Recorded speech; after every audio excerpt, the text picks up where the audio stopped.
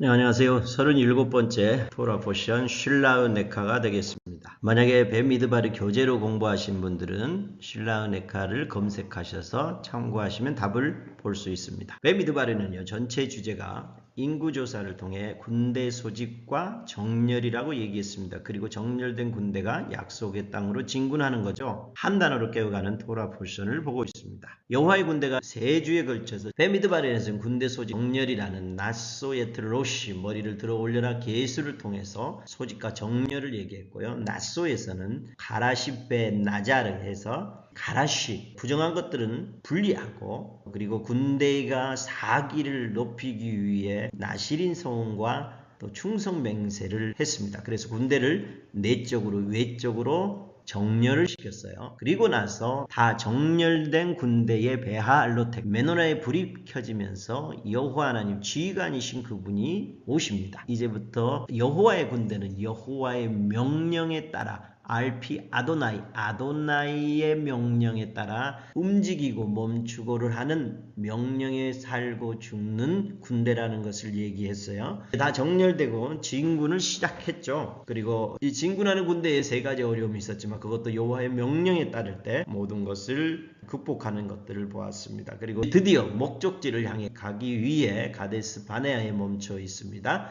쉴라흐 네카 이번 주 주제가 되겠습니다. 민수기 13장에서 15장인데요. 여호와께서 모세에게 말씀하여 이르시되 사람을 보내어 내가 이스라엘 자손에게 주는 가나안 땅을 정탐하게 하되, 정탐을 해서 이제 가나안 땅에 진군하려고 합니다. 정탐꾼들에게 임무가 주어지죠. 그 땅이 어떠한지를 정탐하라고 그래요. 거민이 강한지 약한지, 땅이 좋은지 나쁜지, 성읍이 진영인지 산성인지, 그리고 실과를 가져오라고 하죠. 이들이 잘 수행합니다. 40일 동안 정탐하고 돌아와서 보여주고 적과 꿀이 얻어가고, 그리고 거주민이 강하다 하고 안악장소 아말렉인이 있다라고 임무를 잘 수행했고 보고도 정확했어요. 그렇지만 이들의 평가가 문제가 되죠. 열정탐꾼은 우리는 그를 차지하지 못할 것이다. 그 땅 평하고 네피림의 후손이 안악자손 앞에서 우리는 메뚜기 같다라고 고백하죠. 그런데 두 정탐꾼은 전혀 다른 얘기를, 아니다, 우리가 능히 이길 수 있다, 그리고 심히 아름답다, 여호와를 거역하지 말자, 그들은 우리의 밥이다, 여호와가 함께 하시기 때문에 가자라고 얘기하죠. 온 회중은 어떻게 반응할까요? 열정탐꾼의 말을 듣죠. 밤새도록 통곡하고 애굽에서 죽었으면 좋겠는데 우리 처자들은 잡혀갈 것이다, 애굽으로 돌아가자, 리더를 세워서 돌아가려고 하고 여호수아 갈렙을 돌로 치려고 하죠. 그때 하나님께서 나타나시죠. 그리고 모세에게 말하죠. 그들을 쳐서 멸하고 네게 그들보다 크고 강한 나라를 이루게 할 것이다. 그때 모세가 중재를 하죠. 하나님께서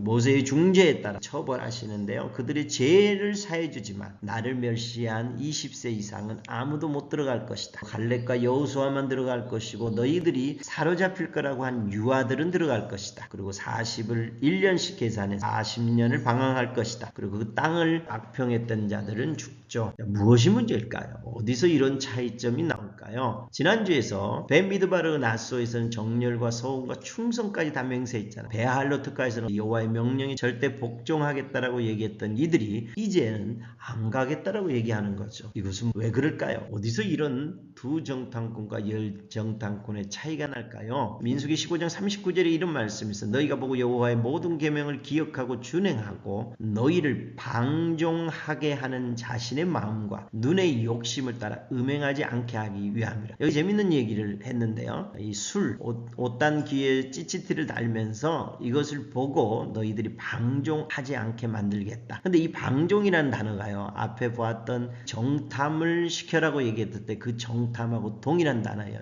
투르가 어떤 데는 정탐이라고 쓰고 어떤 방종이라고 쓰는데요. 투르가요, 방종과 정탐의 동일한 단어라는 것이 굉장히 의미가 있습니다. 방종은요, 정처 없이 헤매는 거예요. 목표에 따라서 내가 이미 결정된 것을 보러 가는 게 아니라 내가 가서 보고 적이 얼마나 강한지, 어디로 갈지, 어떻게 할지, 그리고 나서 내 마음을 거기에 따라서 결정하겠다라는 것이 투르예요. 방종이에요. 정탐이에요. 이 말은 어떤 의미일까? 정탐을 왜 하느냐는 거예요. 정탐은요, 하나님의 명령에 효과적으로 순종하기 위해서 하는 거잖아요. 하나님의 이미 명령은 떨어져 있어요. 그리고 그 명령은 지켜야 돼요. 순종해야 돼요. 그런 정탐하는 이유는요, 그 명령에 효과적으로 순종하기 위한 거죠. 그런데 많은 사람들은요, 정탐을 해보고 결정한다는 거예요. 말씀이 명확하게 주어졌는데, 명령이 주어졌는데 기도해보고 정탐해보고 결정한다는 거. 이런 일들이 너무 많아요. 우리 예배자와 기도자 가운데서도요. 믿음 있는 사람들 가운데 이 경우가 너무 많아요. 하나님 앞에서 이 일을 해야 된다, 저 일을 해야 된다. 이미 성경에 나와 있는 건 명백해요. 그런데 우리는 말씀이 좋고 명령이 주어졌는데도 기도해보고 정탐해보고 결정하겠다는, 그것을 방종, 투루, 정탐이라고 하는 거죠. 이럴 경우는요, 대부분 무너질 확률이 99.9%. 이런 정탐, 방종하지 않으려면 주님이 두 가지를 얘기하는데, 하나는 예배를 통해서요. 갑자기 15장에서는요, 너무 다른 이야기를 해요. 98년 후에 예배에 관한 얘기예요. 그리고 지금 앞에 있는 10세 이상의 모든 사람들 없는 사람 취급해버려요. 그리고 갑자기 가나안 땅에 들어가서 드릴 예배에 대해서 얘기를 해요. 그 땅에 들어가서 너희는 화제, 번제, 낙헌제, 정한제, 일기를 지킬 텐데, 특별히 강조하는 단어들이 고운 가루에